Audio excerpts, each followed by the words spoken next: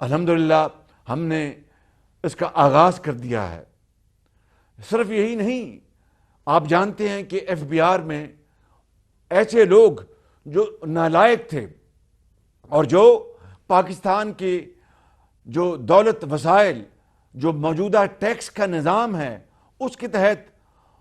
وہ وصول کرنے میں ناکام رہے، ان سب کو میں نے ایک طرف کر دیا، اور جو ہمیں باقاعدہ رپورٹس کے مطابق ایجنسیز کی ان کے مطابق جو اچھے بہترین لوگ تھے ان کو ہم آگے لے کے آئے ہیں۔ اور مجھے یہ بتانے میں خوشی محسوس ہو رہی ہے کہ جو موجودہ جو فائنینشیل ایئر ہے، رواں سال، اس میں محصولات میں یعنی پچھلے سال کے مقابلے میں 30% زیادہ ریونیو جمع ہوا ہے۔ یہ بذات خود ایک بڑی خوشائند اور حوصلہ افزا بات ہے، اور اسی کو سامنے رکھتے ہوئے ہم نے یہ جو سال اب نیا شروع ہونے والا ہے 2024-25، اس میں ہم نے محصولات کے ٹارگٹس جو مقرر کیے ہیں، دیکھنے میں تو وہ بڑے چیلنجنگ ہیں، ایمبیشیس ہیں، لیکن انشاءاللہ میں سمجھتا ہوں کہ ہم ایمانداری سے محنت کریں گے اور سب مل کر ہم محصولات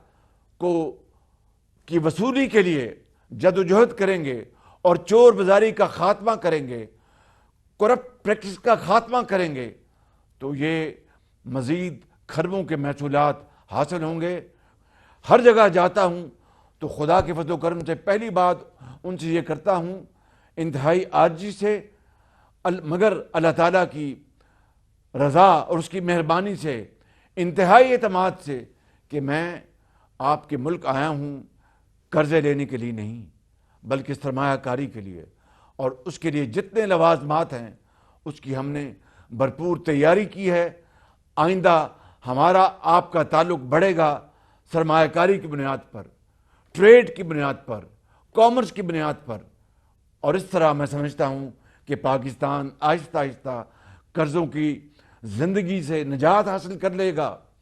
یہ مشکل ہے، ناممکن نہیں۔ دنیا میں ایسی عصر حاضر میں مثالیں ہیں جہاں پر ان ممالک نے صرف ایک دفعہ IMF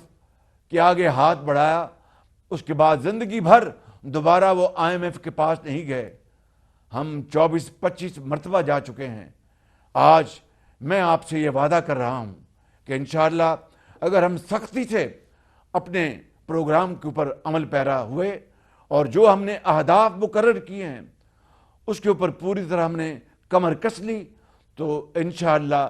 میاں محمد نواز شریف نے جس طرح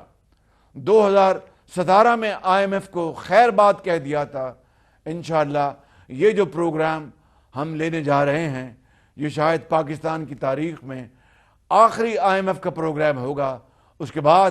ہم پھر انشاءاللہ اپنے پاؤں پہ کھڑے ہوں گے اور ترقی کی دوڑ میں اپنے ہمسایہ ممالک کو پیچھے چھوڑیں گے انشاءاللہ۔ یہ بات کوئی جذباتی نہیں ہے، یہ بات میں کوئی عوام کو، آپ کو متاثر کرنے کے لیے نہیں کر رہا۔ پہلے میں اپنے آپ سے مخاطب ہوں، پھر میں اپنے بزرگوں، بھائیوں اور بہنوں سے ان سے ملتمس ہوں کہ آئیں اس دوڑ میں ہم شریک ہوں اور ان ممالک کو پیچھے چھوڑ جائیں جو کہ ہم سے پیچھے تھے مگر آگے نکل گئے۔ اور یہ بات میں سمجھتا ہوں کہ تاریخ کے اوراق سے ثابت ہے۔ تاریخ اٹھا کر دیکھ لیں، جرمنی اور جاپان دوسری جنگ عظیم کے بعد ان کو تہس نہس کر دیا گیا، they were raised to ground، مگر انہوں نے اپنی شکست کو محنت میں بدل دیا اور آج وہ دوبارہ اور جو سوریا سے باتیں کر رہے ہیں۔ میں سمجھتا ہوں کہ یہی مثال پاکستان کے لیے کافی ہے، اور اس سے بڑھ کر ہمارا جو دین، ہمارا قرآن کریم، نبی کریم صلی اللہ علیہ وسلم کے اسوہ حسنہ،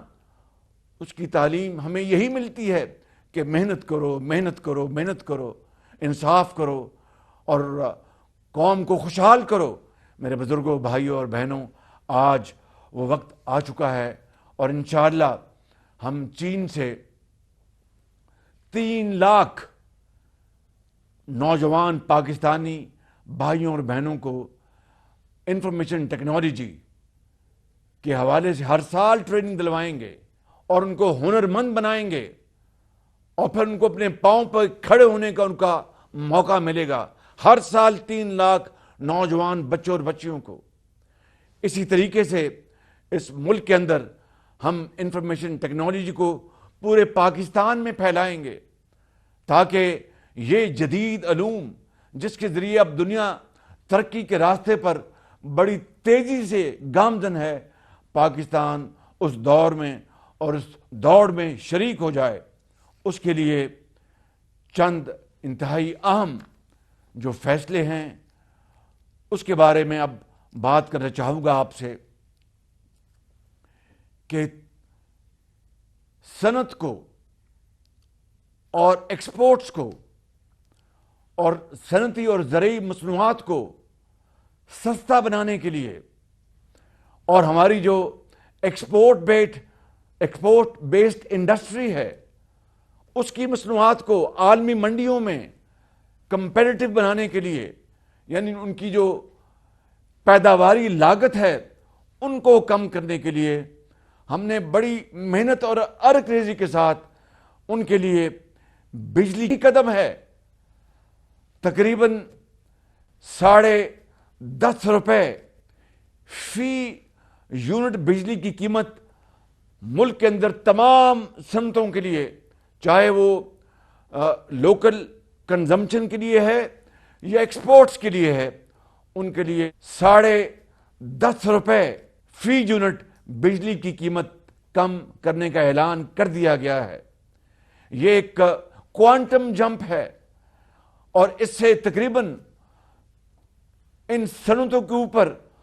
200 ارب روپے کا بوجھ کم ہو جائے گا اور عالمی منڈیوں میں مجھے پورا یقین ہے کہ ہماری جو ایکسپورٹ جو ہیں وہ اب انشاءاللہ ان کو فروغ ملے گا. اور اس بجٹ کی ایک اور اچھے ہونے کی تصدیق یہ ہے کہ ہمارا جو سٹاک ایکسچینج ہے وہ اپنا بجٹ کے اعلان ہونے کے بعد ایک موقع کے اوپر 76,000 پوائنٹس پر پہنچ گیا، جو تاریخ کا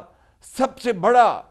پاکستان کی تاریخ کا سب سے بڑا وہ پوائنٹ تھا. اس کا مطلب یہ ہے کہ کاروباری حضرات نے، تجارتی گروپس نے، سب نے اس بجٹ کے اوپر ایک انڈورسمنٹ دی ہے. اور ہم نے بعض ایسے جو ایریاز ہیں جہاں پر کبھی ٹیکس لگا نہیں تھا اور وہاں پر سٹہ بازی ہوتی تھی اور ریل اسٹیٹ میں اربوں کھربوں وہاں پر سرمایہ کاری ہوئی، نہ وہاں پر کوئی دھیلے کی امپلائمنٹ، نہ وہاں پر کوئی کاروبار، کچھ نہیں، صرف فیوچر میں، مستقبل میں بیٹھے بٹھائے اربوں روپے کے منافع کمائے جا رہے ہیں. اور دوسری طرف غریب آدمی ایک وقت کی روٹی کو ترستا ہے اور دوسری طرف سیلڈ کلاس بے بس ہے کہ اس کے اوپر ٹیکس لگتا ہے. اور دوسری طرف اشرافیہ، میں سمجھتا ہوں کہ وہ اپنے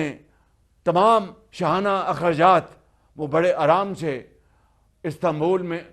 اور دوسری جگہوں پر شادیاں ہو رہی ہیں اور یہاں پر ایک غریب آدمی کے لیے اپنی